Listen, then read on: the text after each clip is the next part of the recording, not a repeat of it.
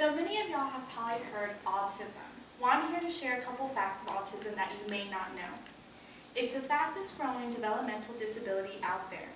1 in 88 are affected, and the cost is $60,000 a year on average. There's no medical detection, and sadly, no cure. Since autism is a widespread epidemic, they have made Autism Awareness Month. This is the 2nd of April of every year. It started December 18, 2007, and it was started to shine a light on autism as a growing global health crisis, to increase the world knowledge of autism epidemic and to impart information regarding early diagnosis and early intervention. So all member states are asked to participate to raise awareness about autism throughout their society.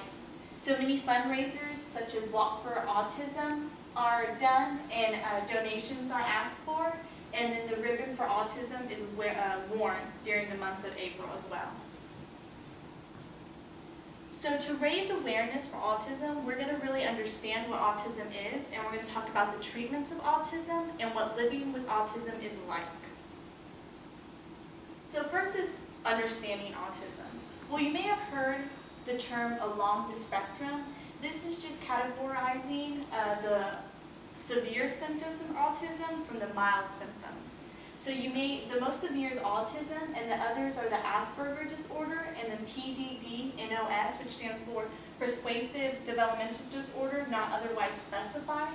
So all of these are classified as autism spectrum disorders. So when you hear autism spectrum disorder, ASD, and autism, these are just terms used for a group of complex disorders of brain development. What causes autism? It said that genetic factors and environmental factors are associated with autism. And also some other disorders that come along with autism are the gastrointestinal disorder, which is chronic constipation, diarrhea, all the way to inflammatory bowel disease, sleep disorders, and also sensory defensiveness, which is hypersensitivity to sounds or touch, and anxiety and depression. Some symptoms of autism include social challenges. These are failure to respond, don't imitate others around them, play alone, difficult regulating their emotions. And also communication difficulties, so language delay, speak single words, they may babble longer than others. But then again, some children may have very high vocabulary, so it kind of just depends on the child. Repetitive behavior, such as rocking, jumping, rearranging, and arranging, and some physical and medical issues as well. So how is it diagnosed? A screening is done.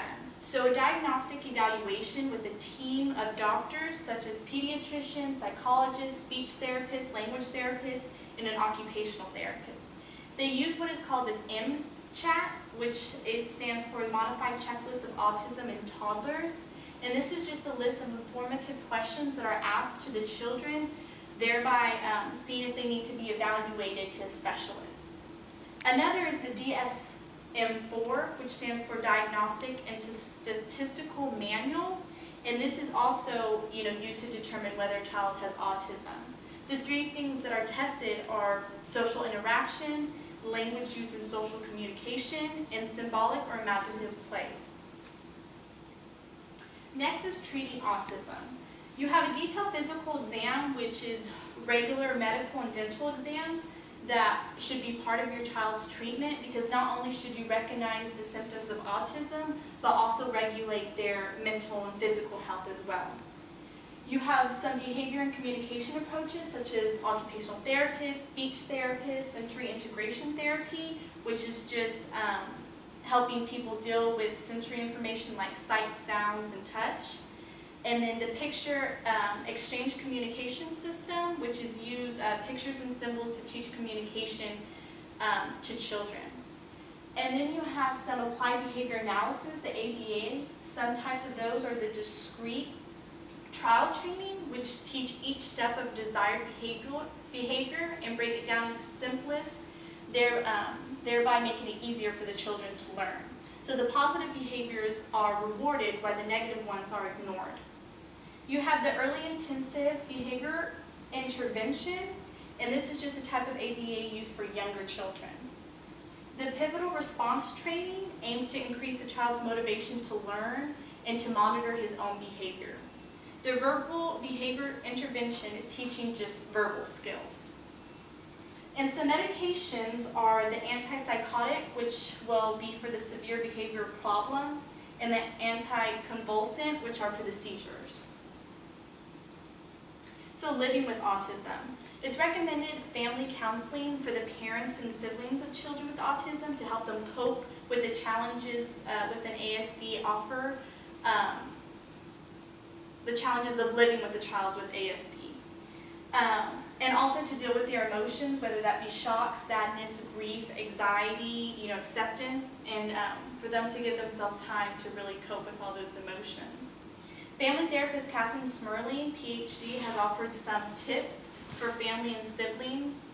Some tips for the parents will just be the best advocate, don't hide your feelings, maintain your adult life, appreciate small victories. And some tips for brothers and sisters are, remember you're not alone, be proud, keep emotions in check, spend quality time with your mom and dad, and interact with your brother and sister. This is important for when autistic kids go to school. Individuals with Disability Act is just providing all eligible children with a public education that meets their individual needs. The early intervention services are just no cost. They minimize the impact of disabilities on the development of a child. And the special education services kind of just pick up where the early intervention services leaves off. Rather than focusing on their disability, they're focusing on their education. The extended school year services are provided over long breaks to prevent regression. So to really be knowledgeable of autism, you must really understand what autism is, know the treatments of autism, and know what living with autism is like. Because autism is universal. 1 out of 54 boys are affected, 1 in 252 girls are affected, and over 2 million children in the U.S. are affected. And to leave off, I'm going to share some information about the autism ribbon. The puzzle of the pattern reflects the mystery of complexity of autism, while the different colors and shape represents the diversity of people and families living with this disability.